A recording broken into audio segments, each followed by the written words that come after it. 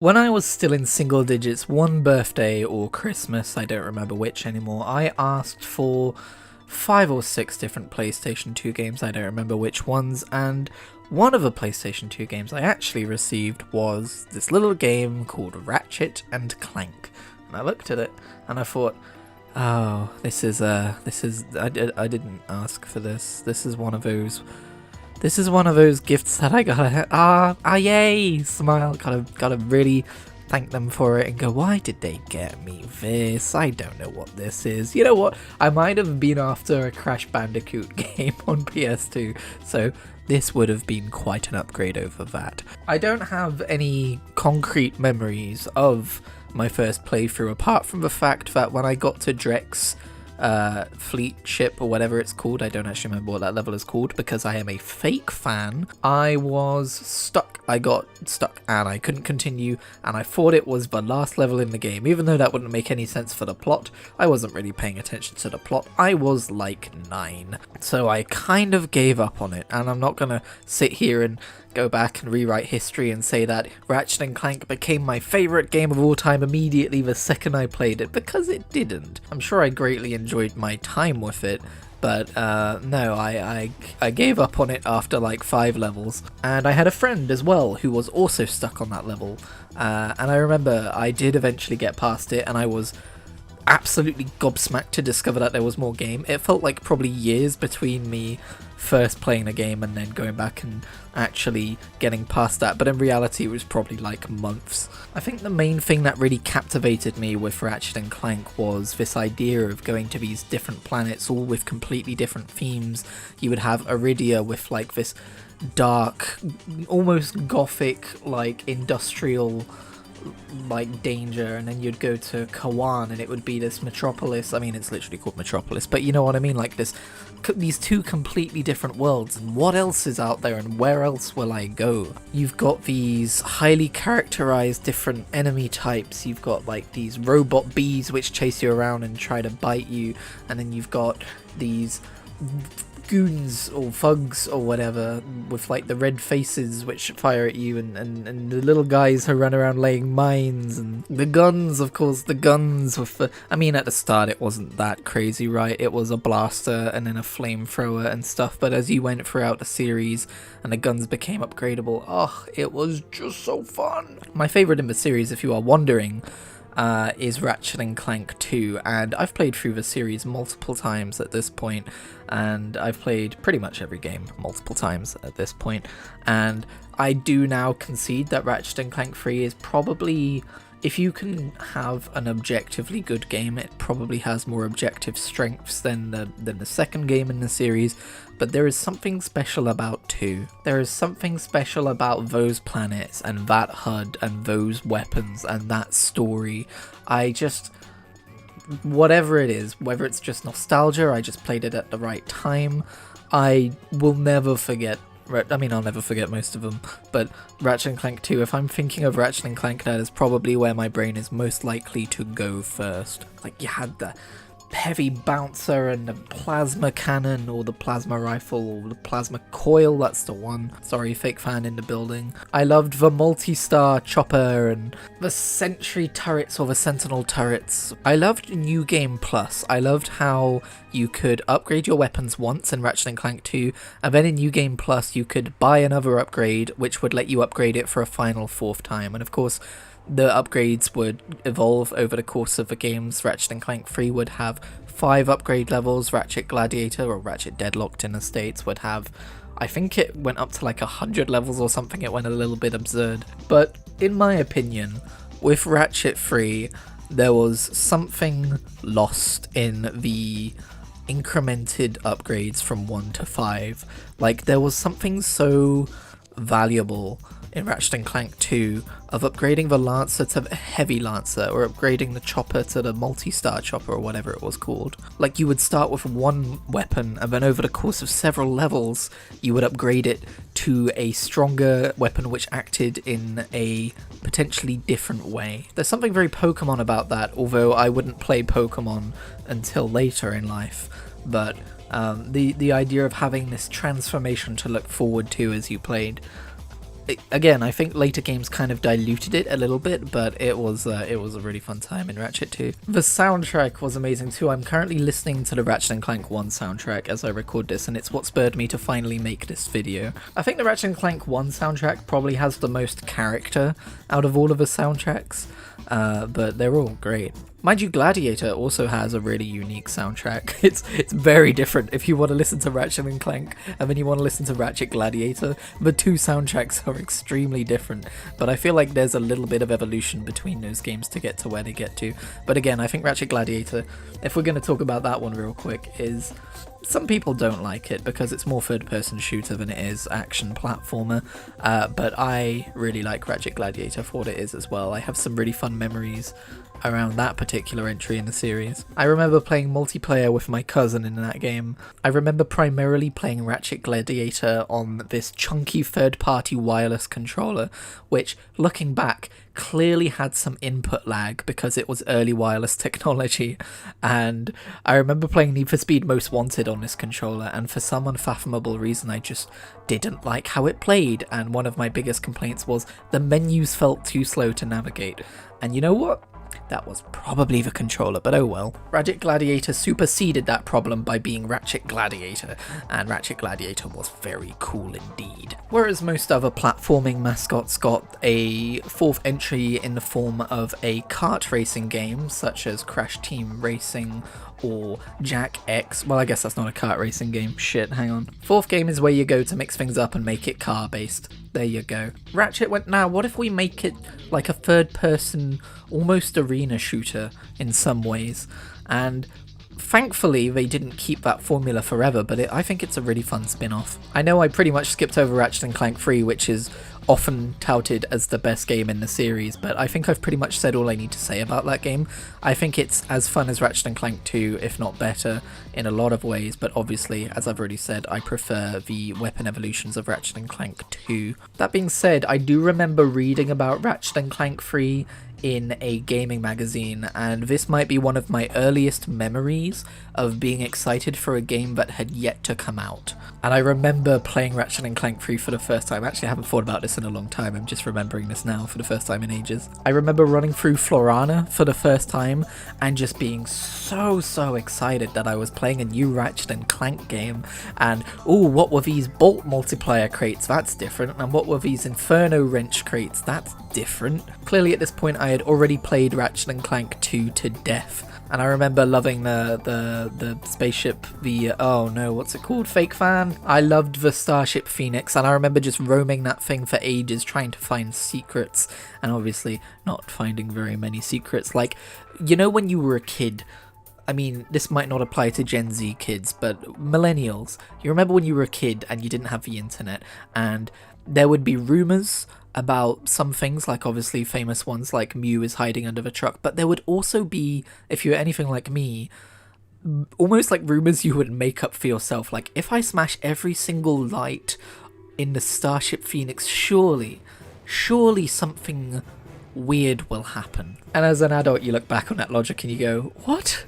Why? But I think that speaks to the experimentation you have as a kid, the time you've got to sink into a game to discover every corner and every secret of it, the possibility of anything happening in a video game, because they weren't made by developers, they were just these magical things which came on discs which held entire universes. Now, we were too poor to afford a PS3 until almost towards the end of that console's life cycle, and I spent about 5 or 6 years wishing with all my heart that I could play the next generation of Ratchet and Clank games. So when I finally did get a PS3 for my 16th birthday, I believe, it came with Tools of Destruction, Quest for Booty, and A Crack in Time. My parents knew what I wanted, and I'll be honest, one of the things I was most enamored with in terms of a PS3 was trophy support. I was obsessed with the idea of collecting achievements, and Tools of Destruction and Quest for Booty didn't have those, so halfway through Tools of Destruction I kind of gave up on it.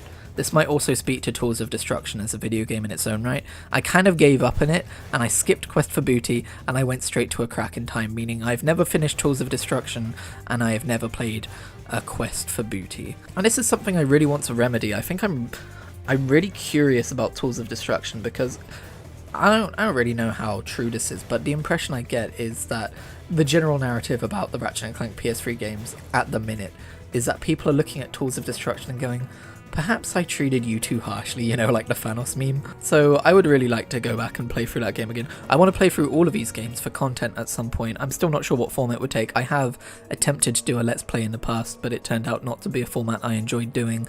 Maybe I would like to live stream these games at some point, or maybe I would like to do it on Dimension Jam, which is a group channel I have with my friends. But anyway, I remember playing the intro to Tools of Destruction at least and being like, damn, look at how next gen this is. The crates, they have physics now. They flop around. Well, they don't flop around. That's a weird way of putting that. And I remember I really liked some of the stuff like the I think it's called the Ripper, which is kind of like the Chopper but at like a high speed. I liked the guns, basically, is what I'm trying to say in Tools of Destruction, the ones that I actually got to. Now, obviously, as we get through these games, I'm going to become less familiar with them because I've had less time to endlessly replay them and evangelize them with nostalgia. However, I do think A Crack in Time is the second best Ratchet & Clank game that I've ever played, and if we're speaking in terms of objectivity, it might be the best, but this is a subjective video, everyone, okay? I'm not here to tell you the end-all and be-all on what you should think about different Ratchet and Clank games. Everyone has their favourites. I'm only going to tell you you're wrong if you think Q-Force is the best.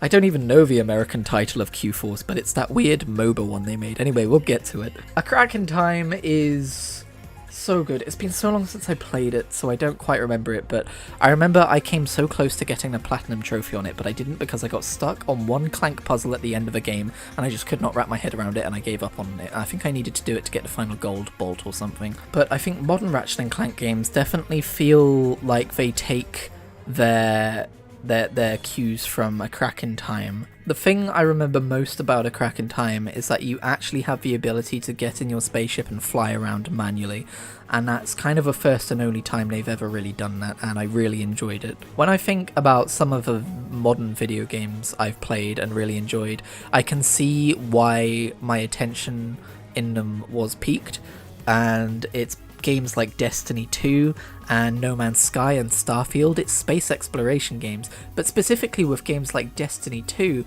it's games where planets are levels. Like, obviously it's a little bit different in the case of Destiny 2, and I've since fallen out of favour with that game, with the way they've handled it, but I loved Destiny 2 primarily because it felt like a mature Ratchet and Clank. It wasn't a platformer, but it was a first-person shooter, which felt like it had some of that DNA of like planetary locations to go and visit and do shooty combat things in, and they all look different and colourful. Now, Into the Nexus I own physically. I pre-ordered it. However, we're getting to the point where my ADHD brain starts to kick in as I get older, which isn't apparently how ADHD works, but that's my experience. So I didn't play much of Into the Nexus, but apparently the physical copy sells for a decent amount, so if I was any kind of clever, I would sell that on eBay and buy the digital version before the PSN store closes, but I don't want to, damn it, because I have it and it's mine. I did get rid of my original PS2 copies of Ratchet and Clank 1, 2, 3 and Gladiator, and I regret that. I almost never get rid of my... I almost never resell my games and stuff because I always feel like I'm going to regret it. And then one day I was like, you know what? I've got the HD collection on PS3. I really don't need these anymore. I can sell these on eBay, and I've regretted it ever since. So yeah, Into the Nexus is another game I want to go back and play a bit more of. I know it's another one of those shorter Ratchet and Clank games, but it'll be a good time. And then for the longest time, it seemed like that might be it.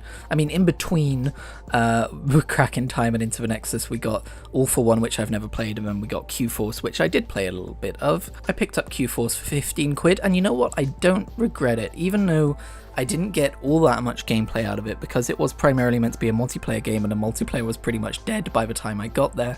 And I don't really like MOBAs, but it was just interesting to see, like, what are they trying to do here? Now, a lot of Ratchet and Clank fans will tell you that the PS4 remake is not very good, primarily because it is tied to the movie, which is not very good, but I have a hot take for you. The movie's fine, and the remake's really fun. I know obviously the remake is meant to tap into that nostalgia, but I think it really does a good job of doing that. Like, when I saw Novalis for the first time, I damn near teared up. Obviously, it doesn't quite have the charm of the original.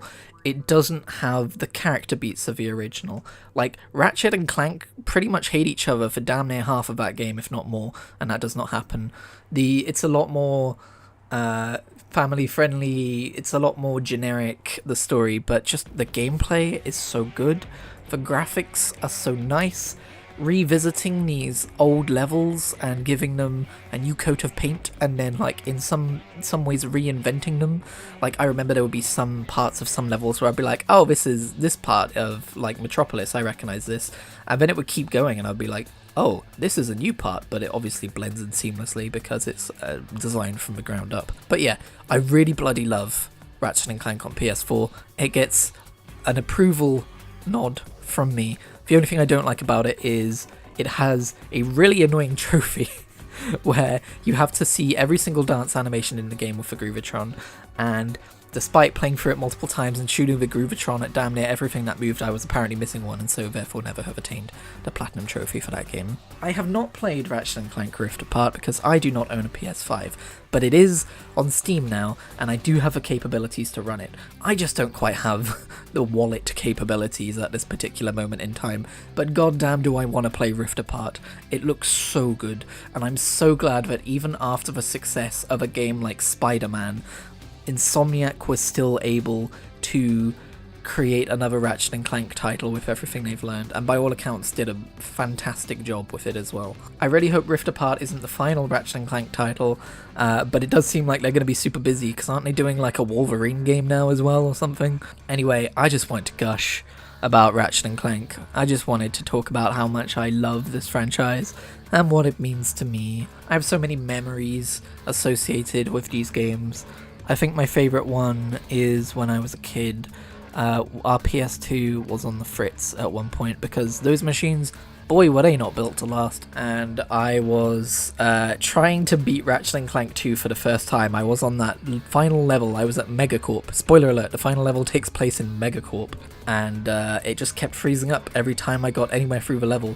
And I don't really know how difficult that level is nowadays, but when I was a kid, it felt pretty damn difficult, so I was getting pretty frustrated with it. And I was advised to, like, clearly this is frustrating you. Clearly our PS2 is on the way out. You might just have to, not play it. We're really sorry. And I was very sulky. I was very upset, and I was reading some kind of magazine. I remember in my room or in the kitchen or somewhere, doesn't matter. But I was reading a magazine, trying to keep my mind off the fact that I couldn't finish Ratchet and Clank 2, and then my mum out of nowhere comes up and picks me up by the armpits and marches me into the living room, and I'm like, what are you doing? Get off me. And it turned out she had spent the last hour or more, I don't know how long it had been, just trying to get the PlayStation to work again so that I could play Ratchet and Clank 2 and beat the level, and I was able to. My mum passed away when I was 10 years old, so it's a very fond memory I have, and it's so nice that I get to have that memory and have it tied into one of my favourite game franchises of all time. So hey, maybe when I said I don't know why Ratchet and Clank 2 is my favourite Ratchet and Clank game, maybe that has something to do with it. Anyway, thank you so much for listening to me ramble on about these games. If you loved them too, let me know which Ratchet and Clank game is your favourite and why in the comments down below. I would be very legitimately interested to hear it. Leave a like if you liked the video and subscribe if you want more. That's a thing I'm saying nowadays. Look at me going for that channel growth.